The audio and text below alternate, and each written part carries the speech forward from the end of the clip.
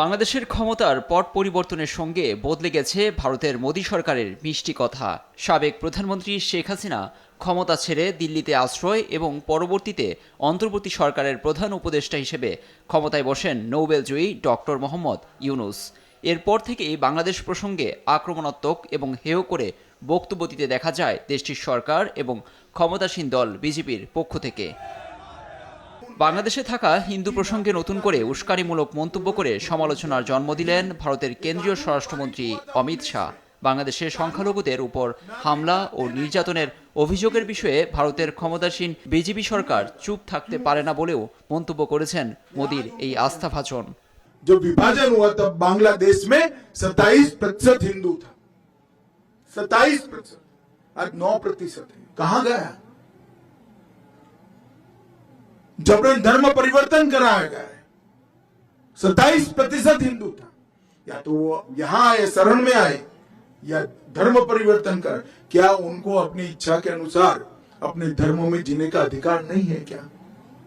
अगर पड़ोस के देश में अपने सम्मान के साथ जी नहीं सकते, हमारी शरण लेकर आते हैं, तो हम क्या करेंगे? हम मूक दर्शक बनकर बैठ नहीं सकते।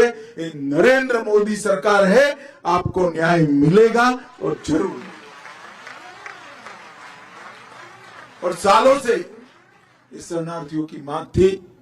19 में मोदी जी ने अपनी दृढ़ राजनीतिक इच्छा शक्ति के कारण एक फैसला लिया, कानून पारित हुआ, आंदोलन हुए, कुछ जगह पे हिंसक घटनाएं भी हुई।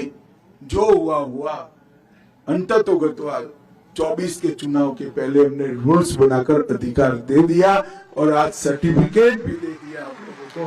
आप सभी का हृदय से भारत माता की संतान है नाते इस देश में मैं स्वागत करता हूं और बड़े सम्मान के साथ आप जियोगे, इसका मैं विश्वास भी दिया। গুজরাটের আহমেদাবাদে সংশোধিত নাগরিকত্ব আইন সিএএ প্রসঙ্গে রোববার আয়োজিত অনুষ্ঠানে এমন মন্তব্য করেন তিনি। স্বাধীনতার সময় ভারত ধর্মের ভিত্তিতে বিভক্ত হয়েছিল এবং পাকিস্তান, আফগানিস্তান ও বাংলাদেশের সংখ্যালঘুরা নির্যাতনের শিকার হন। তার কারণেই সংশোধিত নাগরিকত্ব আইন প্রণয়ন করা হয়েছে বলেও দাবি করেন স্বরাষ্ট্রমন্ত্রী।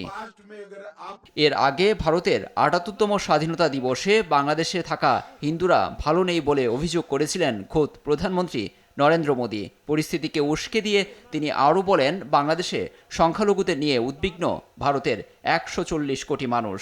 মোদীর এ ধরনের বক্তব্যে সমালোচনা হয় নানা মহলে।